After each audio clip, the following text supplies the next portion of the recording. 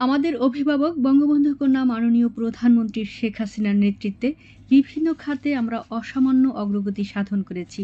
আমি বিশ্বাস করি বাংলাদেশের পোশাক শিল্প আরও অনেক দূর এগিয়ে যাবে। এই শিল্পের হাত ধরেই বাংলাদেশ উন্নত দেশে উন্নীত হবে ইনশাআল্লাহ।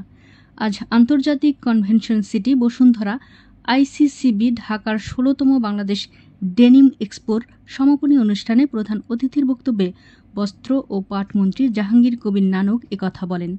এ সময় বাংলাদেশে নিযুক্ত নেদারল্যান্ডসের রাষ্ট্রদূত ইরমা ভ্যান ডুয়েরেন, বিজিএমইএর সভাপতি এস.এম. মান্নান কোচি এবং বিজিএমএর সাবেক সভাপতি ও বাংলাদেশ আওয়ামী লীগের শিল্প ও বাণিজ্য বিষয়ক সম্পাদক সিদ্দিকুর রহমান বিশেষ অতিথি হিসেবে উপস্থিত ছিলেন। মন্ত্রী বলেন, পোশাক শিল্প বাংলাদেশের অর্থনীতির মূল চালিকা শক্তি। এদেশের রপ্তানি আয়ের প্রায় ৮৪% আসে এই শিল্প থেকে। প্রায় ৪০ লক্ষ শ্রমিক এই শিল্পে কর্মরত আছেন, যার প্রায় ৬৫% নারী। এদেশের প্রায় ২ কোটি মানুষের জীবন ও জীবিকা প্রত্যক্ষ ও পরোক্ষভাবে এই শিল্পের সঙ্গে জড়িত। বিশ্বের প্রায় ১৬০টি দেশের মানুষ মেড ইন বাংলাদেশ পোশাক পরিধান করেন।